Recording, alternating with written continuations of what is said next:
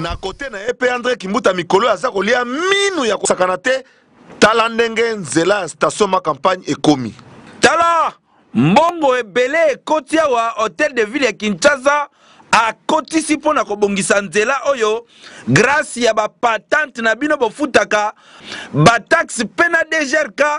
Tala ndenge ezali kosala nzela ezali komonana bandeko. Ville province ya Kinshasa ekoti lutte contre mabulu nyonso mpona kokomisa ville ya Kinshasa pepele. Awa tozali na station ma campagne nzela oyo bato bayebi ndenge ezalaki na madusu ya kosakana te.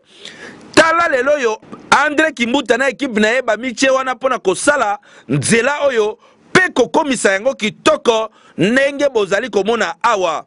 En tout cas population ya kotoyo na ba habitant ya ma campagne bapesi merci na André Kimbuta, bapesi pe merci na mokonzi ya mboka po musala ya 5 chantiers ezali kokeli liboso pe ezali kosalema kitoko.